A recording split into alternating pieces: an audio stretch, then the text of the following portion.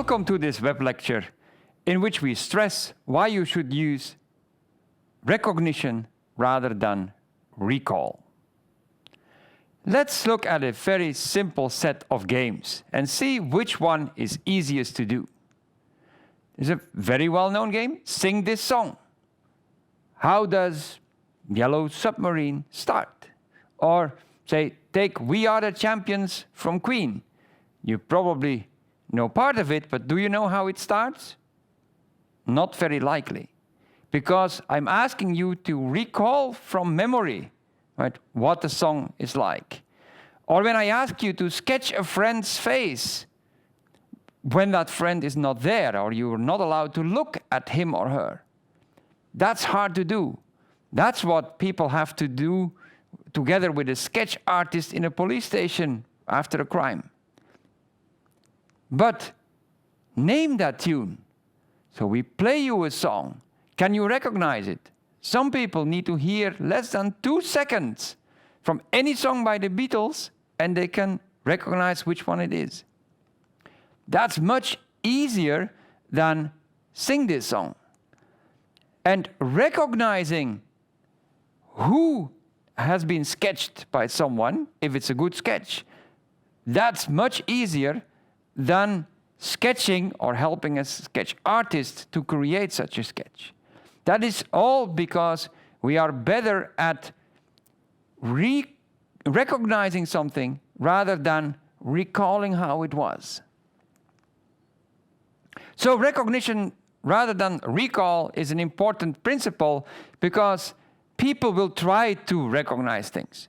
If it looks like a duck, swims and walks like a duck and quacks like a duck, it's probably a duck.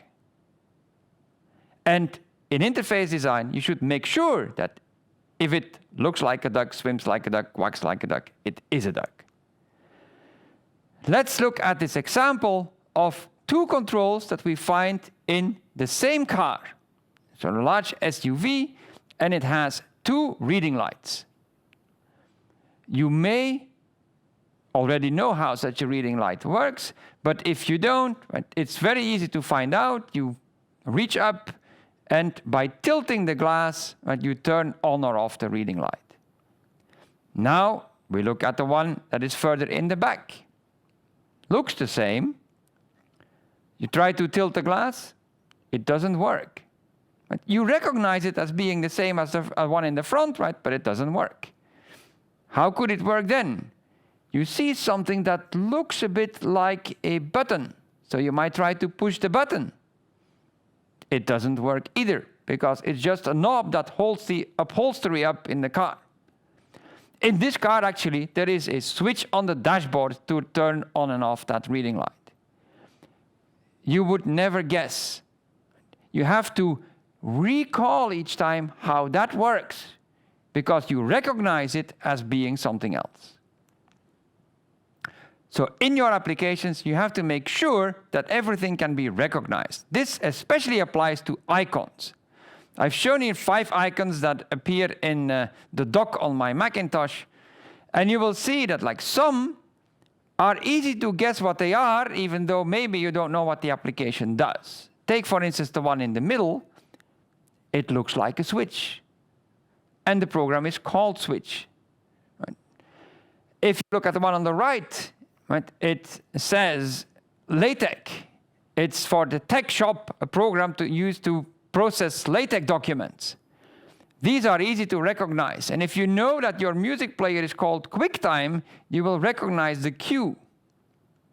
But if we look at the others, right, the one on the left is called Private Eye. Now, I don't recognize an eye here. It's probably trying to depict a safe, and because it is a firewall.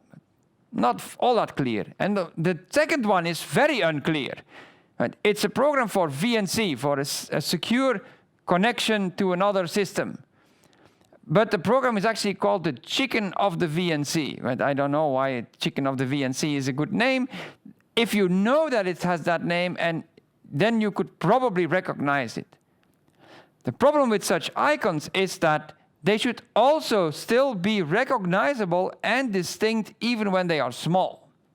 What we see here are the icons for the Safari web browser and for the App Store.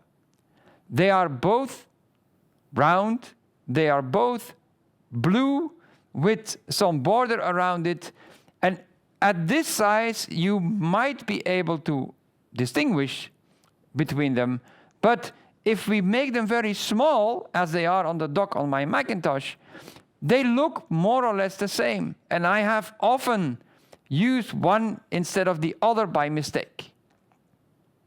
So, for your final assignment, if you are going to work with icons, make sure that they are clearly recognizable for what they are and that they are all sufficiently distinct from each other. Thank you for participating.